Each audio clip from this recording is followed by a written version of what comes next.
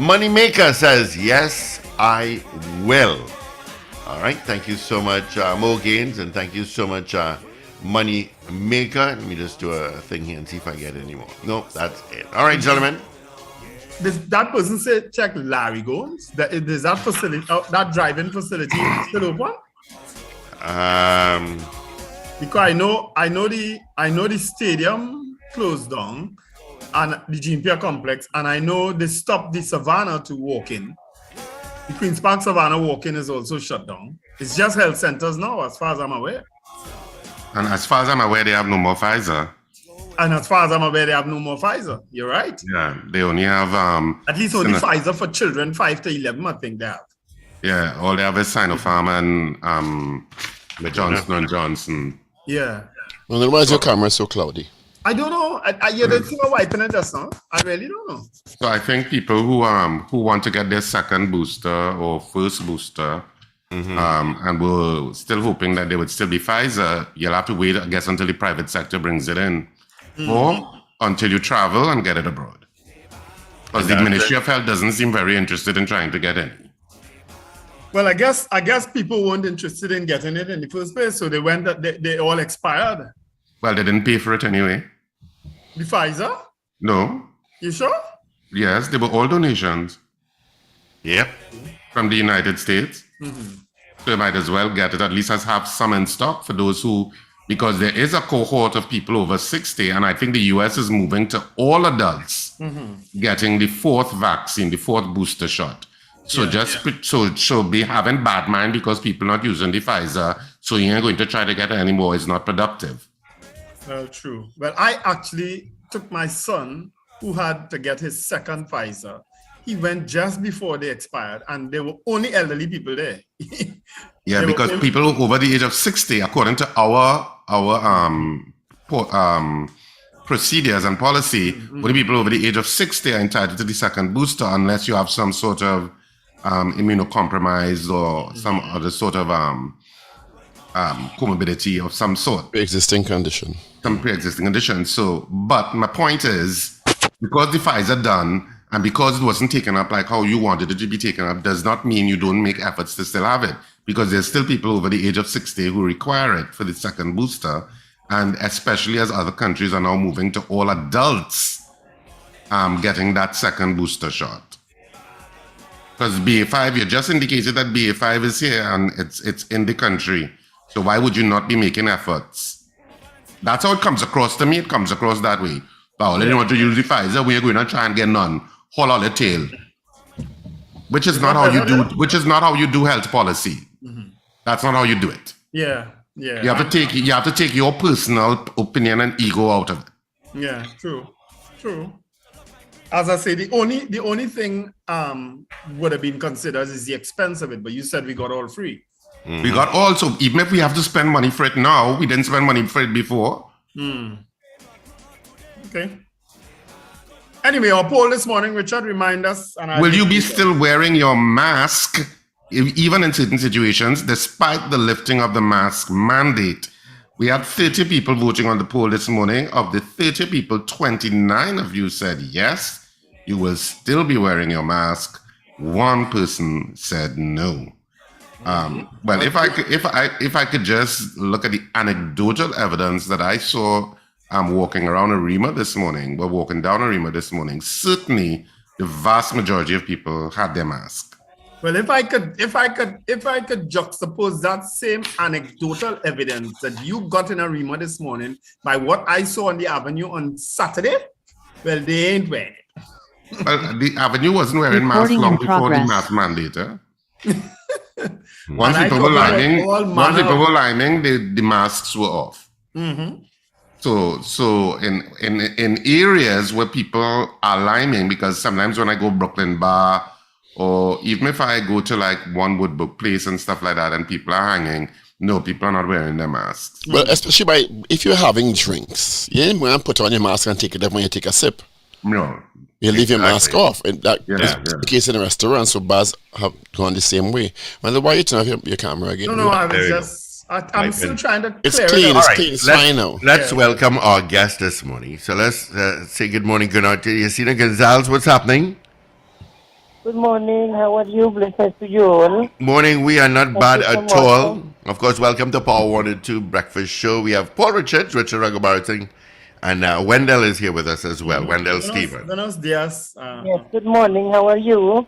We are good. We are good. Muy bien. Thank God, yes. So I see you making news. Well, I don't know how I make that news, but I wasn't expecting to be on the news, because right now, with that news, this kind of crazy people who are just there to hurt and do all sorts of things like those girls, Tell us about the information that you got, how you got it, when you got it, that you took to the police that was able to help the police to move and rescue those girls and women. Please. Well, I got a call about around 3 o'clock in the morning, where the family of these two girls was contacting me because someone tell him I help a lot of Venezuelans and so on in Trinidad. And if I could help with one of the girls who is kidnapped and the next one is came down here and she's a victim of human trafficking for the past 6 months. If I could help them and so on, and they will contact me, and then about maybe a few minutes after, one of the girls started to send me a text message. She said me, please help me, help me, help me now. They're going to kill me, please help me. And I went and I called the counter traffic, the 800, asking them to help, but nobody answered the phone. I called a few police officers who I may know,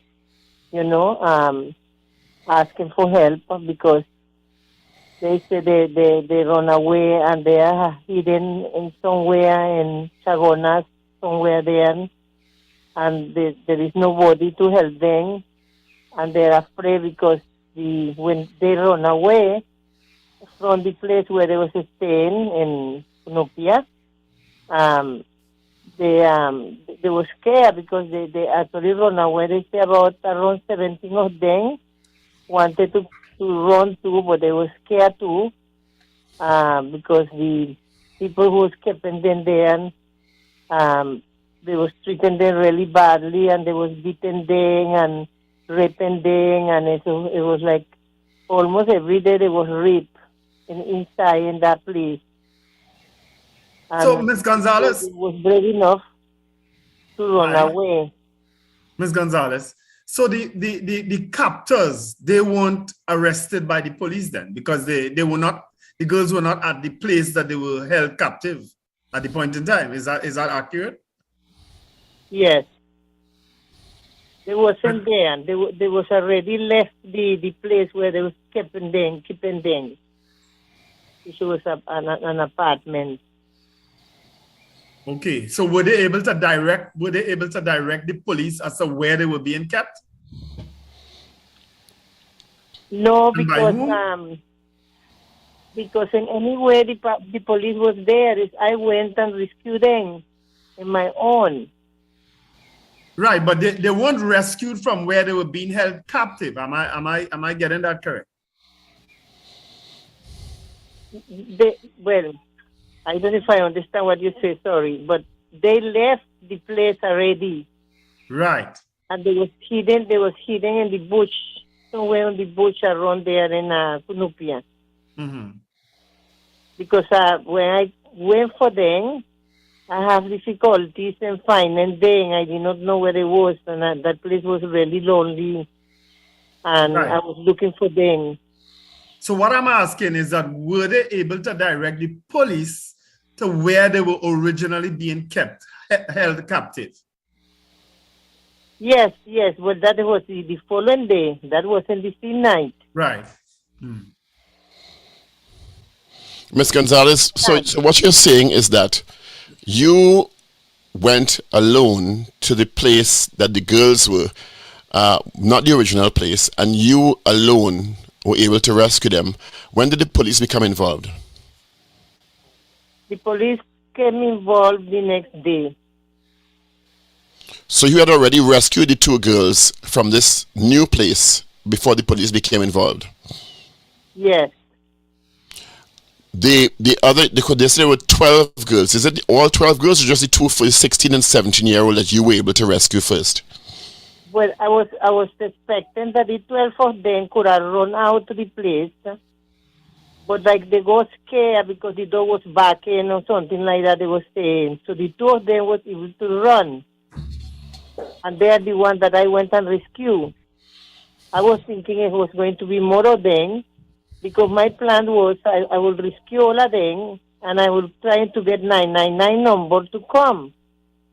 And because we would be like plenty of us then, not knowing that when I went, there was only two that was able to run away. So after you got the two out, the 16 and 17-year-old, when were the others rescued by the police? The day after? Well, that I am not aware of because I was by the police yesterday. I called the acting commissioner of police and he was very helpful. And Mr. Jeka, and Mr. Jeka is the one who put everything in place, right? And he's the one who sent the police to interview the girls and to get into the place where there was the 17 girls was held, or 12 girls. I really not aware what happened after because when the police came yesterday, right? They interviewed them and then they took them to the police station to give a report. So they spent like about 4 or 5 hours giving the report because the two of them, when they finished giving the report, they came into the place where I was and they don't want to stay with the police and they was crying and they was screaming up the place and they said, no, I don't want to stay, I want to stay with you, please don't leave me. And the police was saying, no, you have to go because this is from the authorities, we have to keep you, we have to make sure you're okay and this is part of the process. And it was very sad because the 16 years old Nelly collapsed because after the interview, they took her to the hospital because she was all bruised up all over her legs and from the rape and the beaten from the man. That girl used to get raped almost, I think, I don't know if, but for the past 6 months. And it was she was terrified, Where you see now? Where were the girls able to tell you where and when they were first abducted? Kidnapped? No, because they don't know the place. They was like, I don't know where we are. They never went anywhere. For the past 6 months, they was just locked up inside, and they was able to. They was taken them during the day and on the night, and they was selling them like they say they have to take them for rent to rent them. Or something like that. That's what she said. How did they first come into contact with their abductors? Did they tell you how? Is it that they lured them for work, which is a common practice from traffickers? How were they first? How did they first come into contact with their abductors? Well, they said they came to Trinidad, and you're talking about when they came, right? Yes. When they came to Trinidad, they really said that things so bad in Venezuela. And they just wanted to get out to Venezuela because, they promised that they would have better jobs and all of that here because they're from Tucupita. And they went with the fish boat that they actually is the one who making the arrangement to take them to Trinidad. But they say that the owner of the fish boat wasn't aware of what happened. They just take them and bring them to Trinidad, and they reach into a place like a refugee building, some building or some place called the refugee. And when they came there, there was like men with arms waiting for them in taxi and all of that. And the two of them that came together, they separated them. The young one, the one who is 16, they took her, two fellows took her in a taxi, and they was like saying, well, you know, this is young, so we want her, you know. And then the other one, she said that when she realized that was happening, she took a taxi that was there, and the taxi, I think, told her something about, don't worry, I will help you, or something like that. But she was able to get out from that arrangement. And she was distressed by leaving this girl behind because they already took the girl. So she ended up, somebody who she knew in Trinidad, help her, and she stay in a place in Trinidad, which I don't want to say where. And that is how she stayed there for the past 6 months, trying to search for the girl and trying to find out where the girl was and all kind of things. And they was trying to help her where she was. Family call and worry because they don't know. And then eventually the young girl, the one who's 16 years old, she was able to contact the mother, but she never told the mother she was kidnapped or she was, in the hands of these people. You said earlier on that they contacted you. Did they contact the police, or did their families contact the police before at all? And what was the outcome of that if it did happen?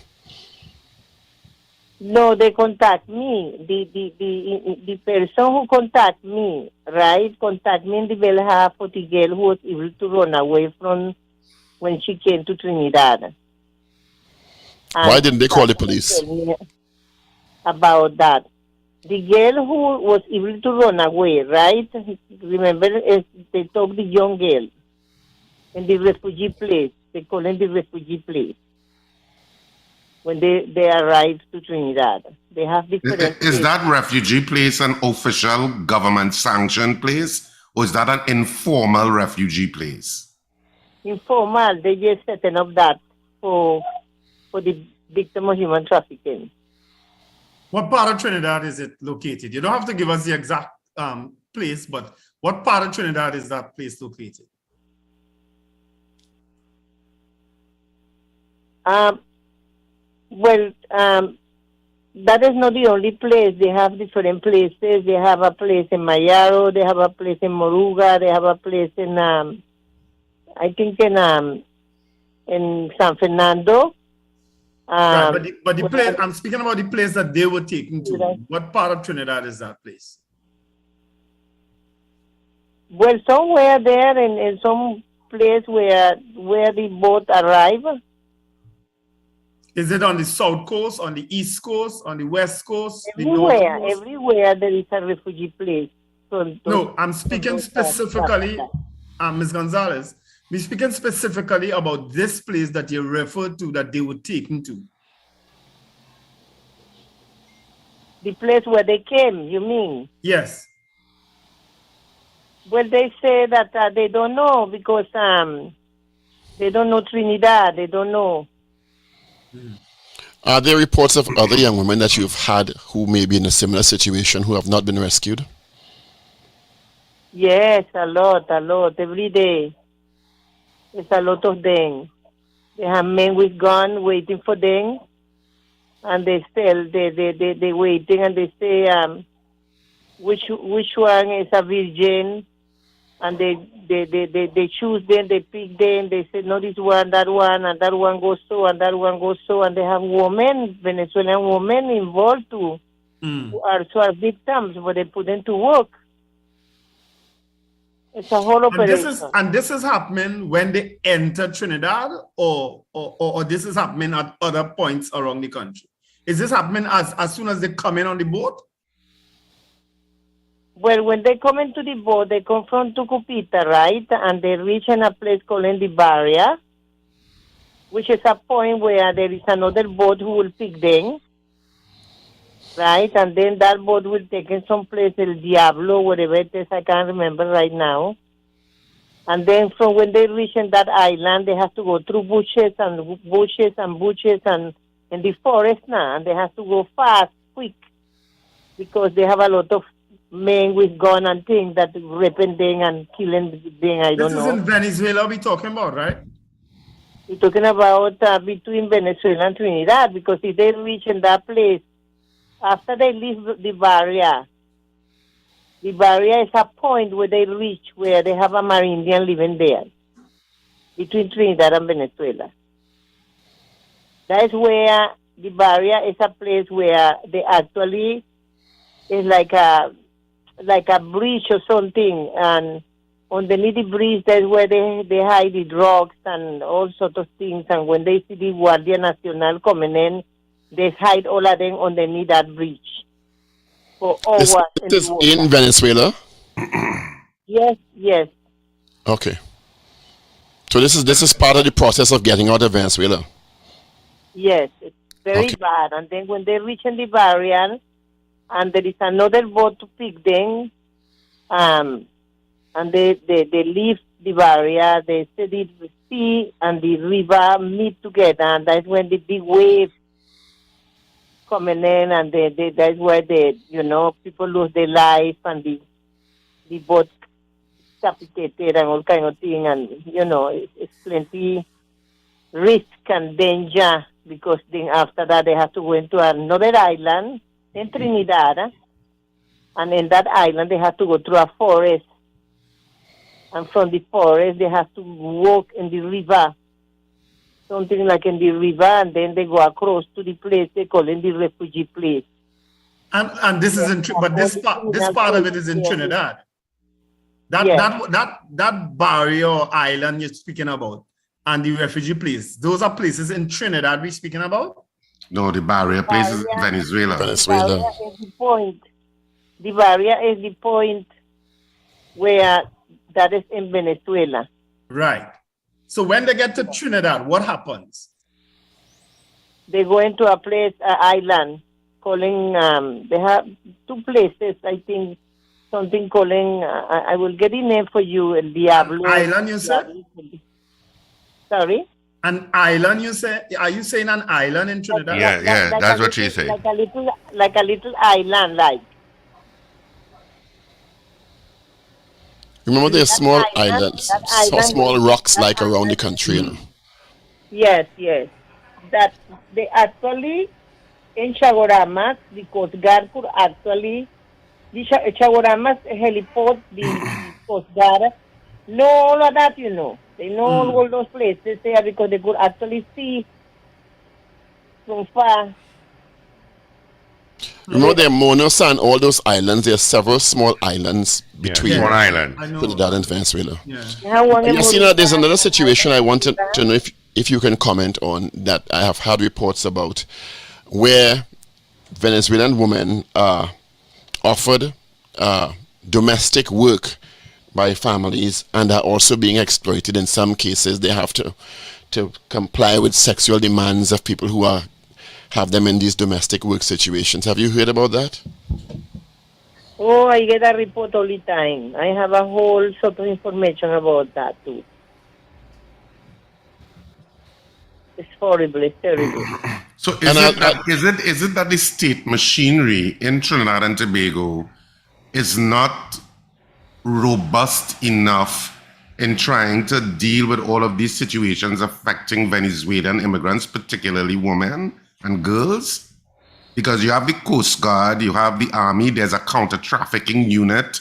So there seems to be some level of resources in terms of dealing with the problem. Is it that those resources are not producing the kind of results? Is that what you're suggesting? Well, based on the information that I have on my data, if I have a data where I have all the information, it's almost about 5,000 women have come to Trinidad for the past 4 years. Every year is like a 1,500 women enter to Trinidad, which are victims of human trafficking. In 4 years. Each year is 1,500 women. I think it's increased now. And they are dealing with the cases, some of the cases, the counter traffic dealing with the cases, but they put them in a safe house, and they are not really getting the kind of treatment that they should take according to what they said. because I think the traffic complaining about they don't get enough money, and I hear a different story. So it's not something that I should say. I just hear in these things, right? What is the status of the And 16 and 17-year-old girls now? You said they did not want to stay with the police. Is it that they're in some safe house and they've received counseling? What is their status now?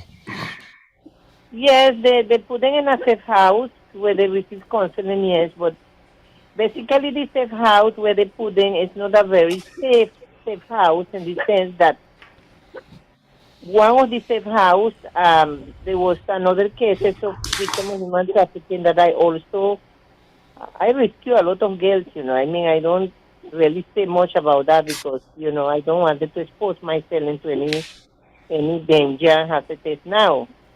But they really put them into a very unsafe environment because they have a safe house where not too far from the safe house, the criminals living there.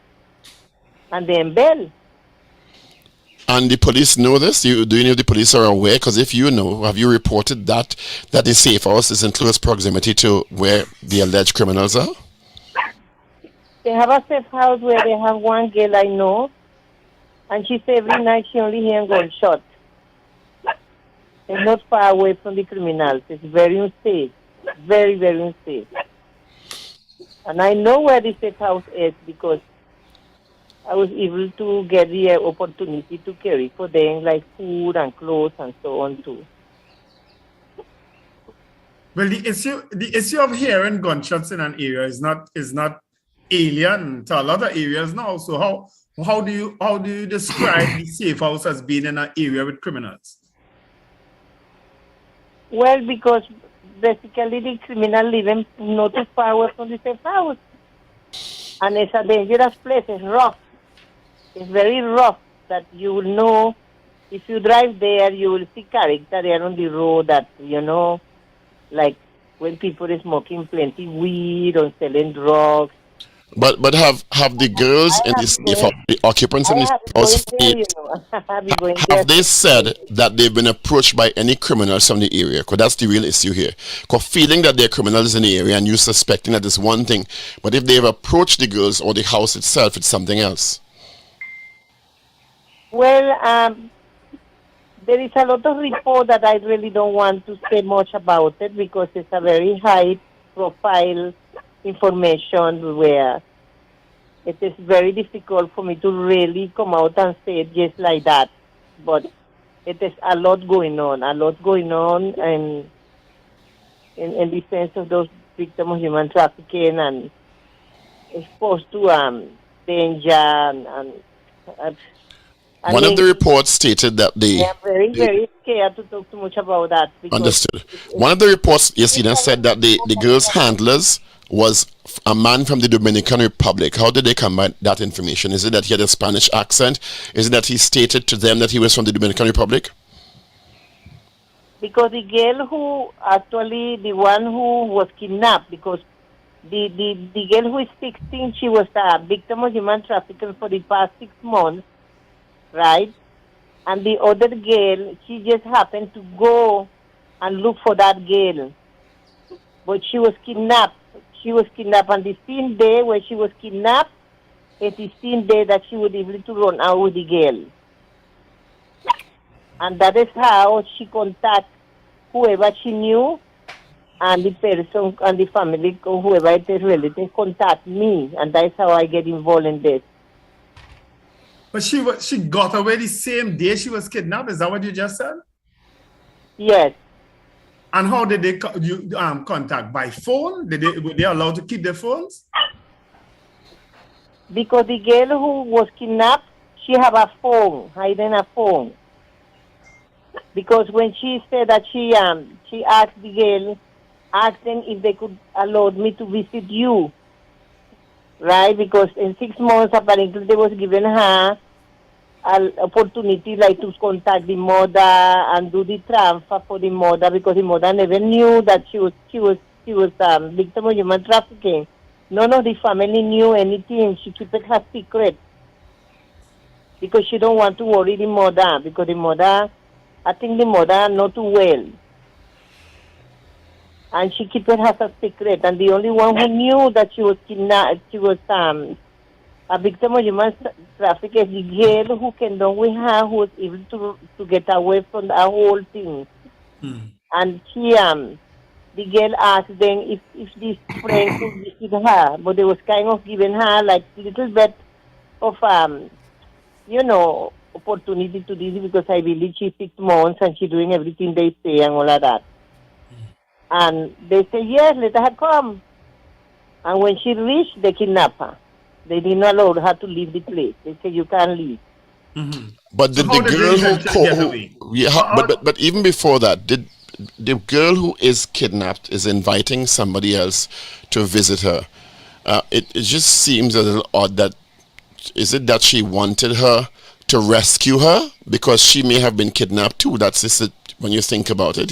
If you are That was part of the plan, that she went there to help her. Because she say almost every day she getting raped. She have bruise all over the leg because I saw the legs, all the legs was black and blue, and her back. And she's very, very, very, very small. She like a little girl now, like a 12 years old girl. As a matter of fact, she don't look like 16, she look like 12. You see now how many, and I don't know if you have this number. And let me ask this a different way. If they know that the Venezuelans coming across, one, they have to go to the river and do what they have to do to get across here. Why do they still come if they know it's so dangerous?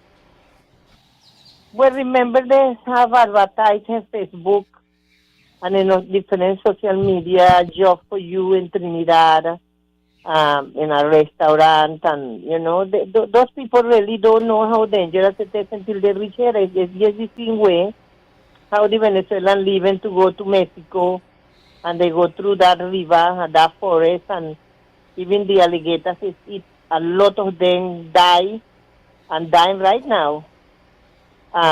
They just are rich. They just don't know how dangerous it is. They're thinking that they put things in Facebook and say, nice job for Trinidad, plenty advertisement in Facebook and in the social media where they advertise and say, well, we will make the arrangement. They actually go to Venezuela, the Trinidadians go to Venezuela and meet the Venezuelan people there, it's a big operation. But And doesn't word get back to the folks in Venezuela via word of mouth that hey, you might get kidnapped, they'll hold you for ransom, not ransom, but they'll hold you, they'll take away your information, and doesn't word get back to the Venezuelan people about that? Yes, but remember that is words, but if somebody could convince you to do something and you have all your intelligence and all your knowledge and everything and you fall for it. and some other of desperation also. If where you are is worse than where you think the risk is going to be. Desperation is the problem, You're going to take the risk. You're going to take the risk because you hear there are risks and dangers, but depends on what's happening where you are. It's about 4,000 women each year. 1,500 women coming to Trinidad as a victim of human trafficking. They arrest them and they put them in jail and they never investigate them. They just say they are prostitutes and they are victims of human trafficking. And it's only one case was able to come through in the court about those victims of human trafficking, because what has happened is when they are ready to say, well, this man raped me and he kidnapped me and he stole me and all of that, and they get bail. They arrest them and they get bail. The worst criminals get bail by the chamber, whatever it is. They get bail. And when they get bail, they're scared because remember they all are wrong and they still go back and do the same thing again. You said earlier on They have one sort of beauty queen girls and they are victims of human trafficking.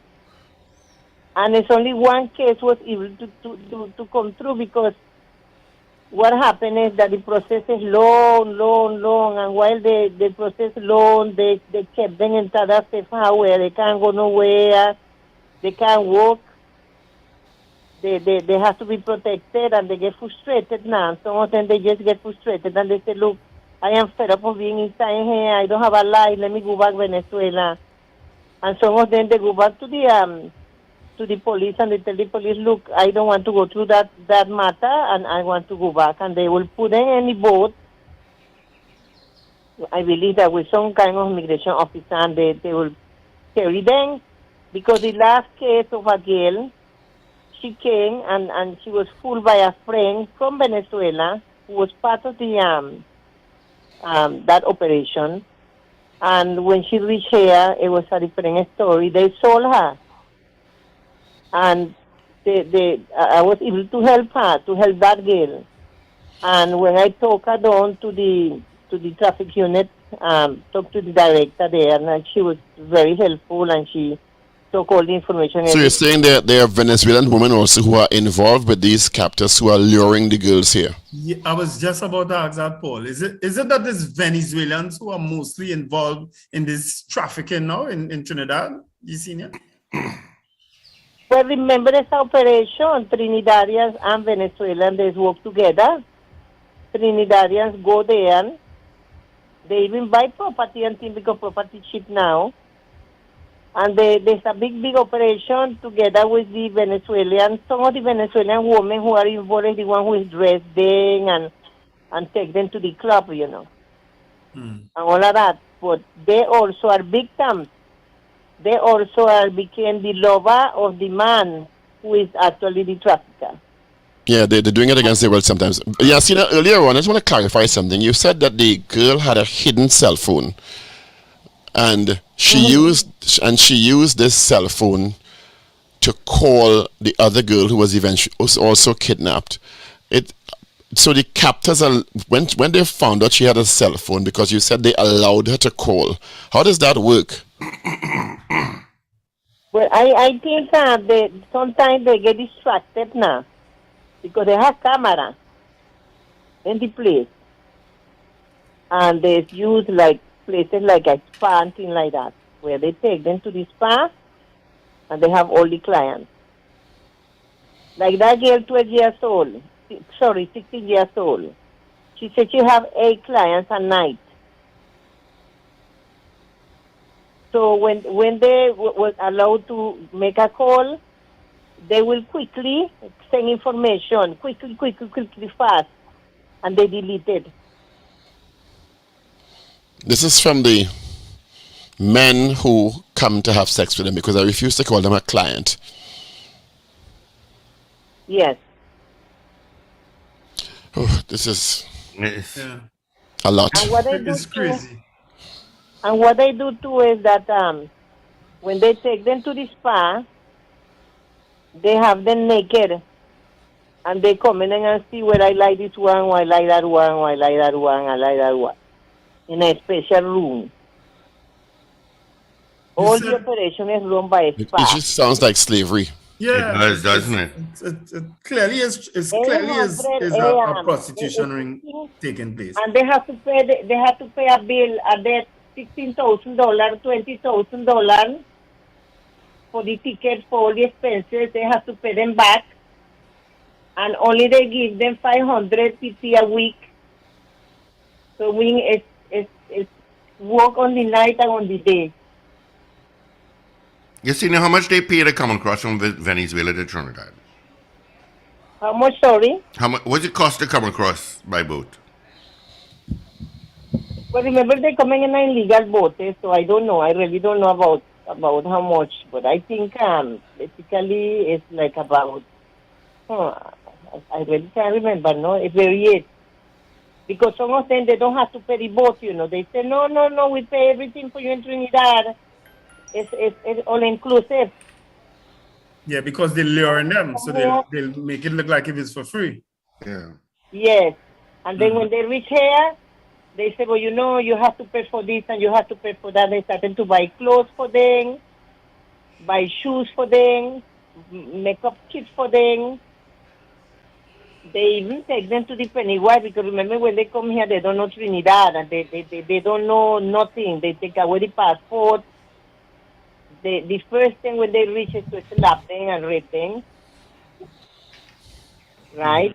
I just couldn't imagine what it's like for somebody to be raped 8 times a night at And 16 years old. that little girl, 16 years old, could you imagine? 6 months she was raped, and every single weekend, or I don't know if it's every night, she has to attend. She has to attend 10 clients, which they calling clients. But that's the other side of it. The men who solicit these services, who must know that this girl or these women are being held against their will. They must know. Yeah, they don't care. Listen now, but you're talking about, hey now, you're talking about criminals, Oh, the gurus. If you hear this story, you will get sick. I'm already sick. The amount of story I hear that I can't even sleep sometimes when I think about that. Very sickening, boy. Oh, God, boy. And that's the other side that they have to shut down where they've been successful in other jurisdictions. When they start charging the men who option the services. Yep. Because it ain't no different to rape. It's still rape. Yep. Mm-hmm. So Yes, anyway, of course. yes, my head tilting me. Thanks for being with us. Yes, Yeah, no boy. problem. Yeah. And But very- we hope that the other girls themselves are rescued. The biggest problem is that the majority of those criminals, they are in bail, and when those victims get tired of waiting for the trial, they just go back, and then eventually they drop the case. So it's only one case for 4 years was able to be hearing in court. One case got gested. The rest of them is like nothing. Like they give them bail. They have to stop giving these people bail. And let me ask you something else about Bail. what of late, Yasina, we're hearing in the news a lot about Venezuelan women being shot in different areas. Do you have any information on what could be causing that? I mean, they're part of Trinidad and Tobago, they're in the country, so I guess they're obviously subject to crime. But the reports of Venezuelan women being shot are increasing. Yes, because they are victims of human trafficking, and they are afraid they will talk. Well, in cases, in the latest cases, it clearly is about some sort of domestic violence in a couple of them. And in the case of the one on Sunday, yesterday, I think, they said they had left a nightclub and they had got into an argument with other Venezuelan nationals. In the case of, sorry, what do you say? Sorry? The last one that is reported in today's papers, they said they had left a nightclub after arguing with some other Venezuelan nationals. So that has nothing to do with human trafficking. And I think in a couple others before, it was domestic violence. Yes, well, they have a lot of cases like that, yes, I will say so, yes. But those fellows who getting involved with them, they are actually gross people, they don't care, they just I really evil, they're just evil. Yeah. Yeah. Yasini, I want to thank you so much for speaking with us this morning on the Power Breakfast Show on Power 102 Digital. Okay, thank you, Stephen. All the best, and thank you so much for your... Recording stopped. And we'll keep in touch. Thank you so much, always. Bye-bye. All right. Bye-bye. Bye. God bless. Bye. You too. Bye-bye. I don't know. I'm speechless. All right. Let's get into our news brief, and that's all courtesy Champlain Auto Services. This